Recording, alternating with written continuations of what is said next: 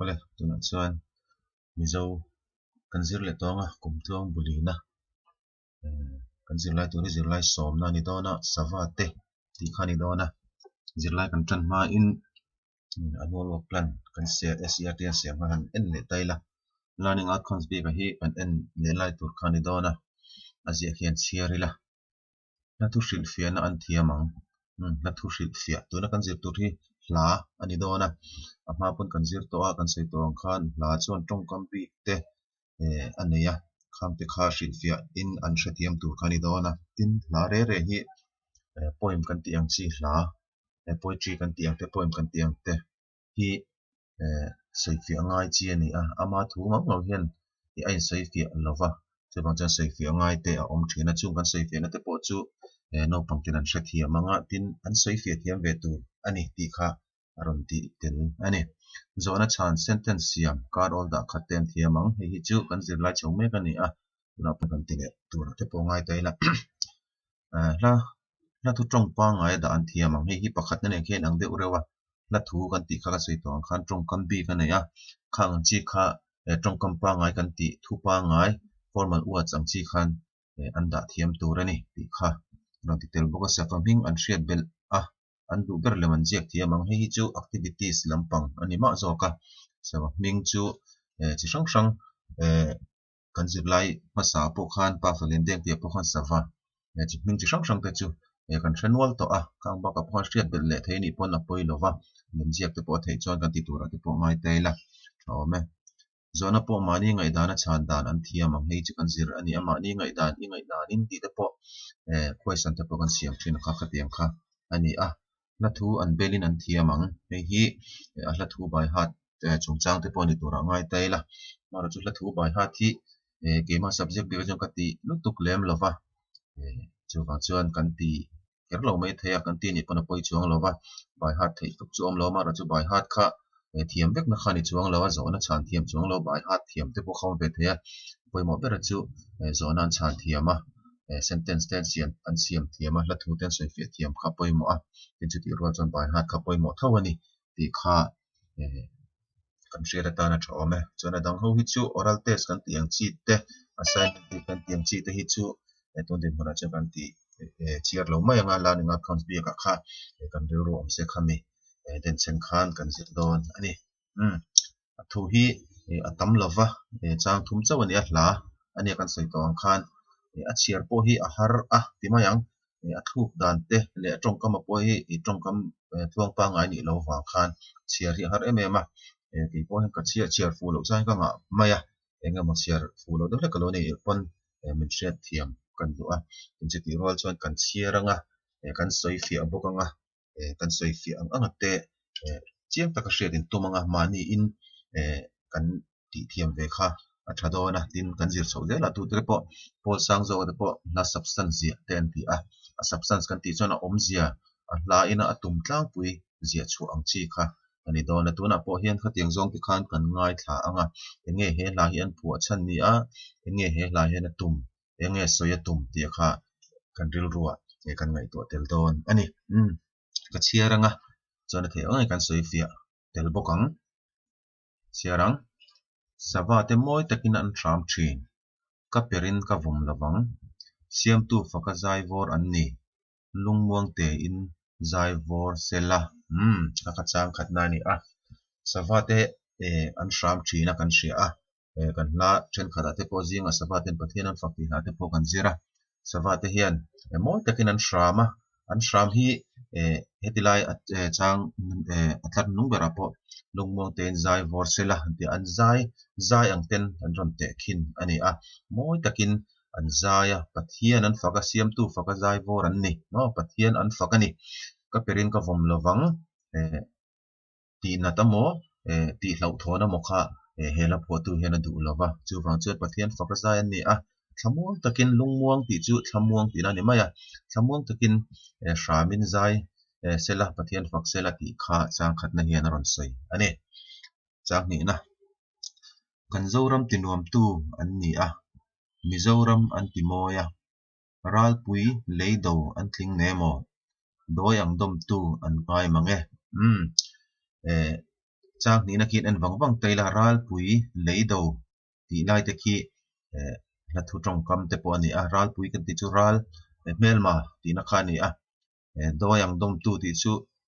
thamo taka en kol tu ti na te po ani chu tin khilai achang thrim thrim khi han soi fe le taila kan zoram tinuam tu an ni a teng sawa te hi an tinuam ma zinga han thobila saban han sham ni ma ya teng hi moya a hlutna hretu tan chuan mawi ma kan zoram mizoram an ti moya ral pui phiara phiar chi phiar tham an ni lova phiar tur ral pui phiara ral dowa do chi an ni lova do tham pon ni lova chuwang chuan doyang dom tu ti kan sei fe tong khan khongai tu thamon tu an ngai mange an ngai ani sawa te hi ti kha chang ina ron sei le ani a chang thumna ngai thlale ila len tu pui jing riai tual an chaina vatin reng te an lom na pa ju thum muang te adon na suwa samsu an siang loina chang thumna hi chuan an omna hmun chung chang aron saya len tu pui jing riai tual an chaina ron ti a an omna hmun aron saya vatin reng te lom na sawa chi sang te lom takan omna hmun kha ni a pa ju thlum muang te adon na pa ju thlum kan ti chu hei pangpar zu te sawa chuan an tam sawa then ka chuan pangpar zu te an ei thina an in thina khang te an tlat na hmun an cho e na hmun le an cho zon na hmun te ani a suwa sam su siang an loina ti che reu lovin ti che lovin ti omang u an omna hmun ani ve si a ti kha aron sei ani a len tu pui jing rai ti chu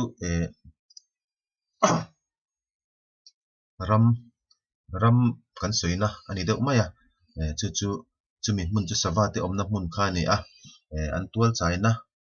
an thil eina hmun te le an cho zon na hmun te ni kha ti che reu lovin suwa sam lovin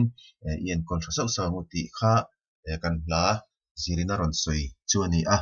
hi atlang puin azawai hian achang malte te kan soi pe lama azawai hian an soi fe ta angila sawa te hi an shama mo takin an sham thina pathian fak an ni a chu wang chuan kan ti hlumin kan ti cher kan ti thla phang tur ani lova thamawng takin kan omtir tur ani a an ni hi zoram ti moi tu mizoram ti nuam tu an ni a ral anga han be chi po an ni lova thamawng takan om theina na en kol tu tur jok kan ni a tin chumi mai pela ma chuan an om na hmun an chen na hmun ram hnuai te po ram ngo te po kan suwa sam lova an cho e na hmun te le an cho zon na hmun te an hlim na hmun te hi ti che reu lova kan suwa sam lova kan en kol angai ti kha he hla ina aron sei ber chu ani a ti khan kan hre thiam tur angai la a hla thu a hi hla thu chiar kan zirnan khan kan lo chiar ve le vekanga tuna kan display lai mek point screenshot the tin le khabu po khain dong to lomin ka hria a mizo khain dong kim tura kan ngaya hemi hla a thu hi hla thu hi uluk taka ngai to chungin in lo chiaranga tam theyang berin lo chiarang a bai ha the phei ka chuan bai hat ula du thu samani a tin nu le pa te pon an lam dan te dikem an tuk dan te dikem ti kha lo en pui ta ila a tho me tam theyang ber kan lo chiar to nia chuan hla thu har sa hril fiana hi aron da a zirlai bo pawh khan om thopa an chiar ver hrim hrim an sei bokanga hengte po hi hriat reng turani ral pui lei do ti chu mel ma hlo om ti na khani a hei hi achang a pawh kan hria ral pui lei do an tling ne mo ti khani a mel ma kanwa minom ti che tu tur mel ma kha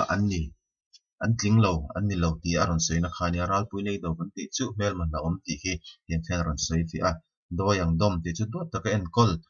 chom dol thamuang taka om tir ti te po kha ani vek theya len tu pui ti chu ram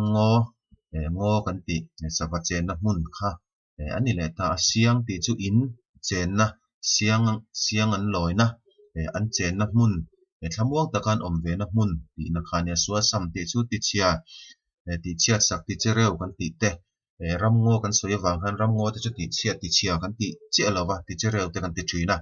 suwa sam han ti chuan ne ti chia te pawh ni thawa amaro chu kan soi tum bera kha ramngaw len tupui ramngaw ni wang khan ti chia ti te pawh kha dik rol khan he kan zirlai bikah hi chuan ti chereu te pawh tila suwa sam ti chu ani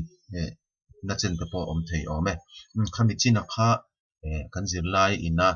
min zirtir chu ani a soitawng khan a hla thu kha uluk takin in chiaranga a thei chuan in bai hat anga bai hat lo pawh in voi thum voi li tal lo chiar ula thluk dan dik takin in thluk anga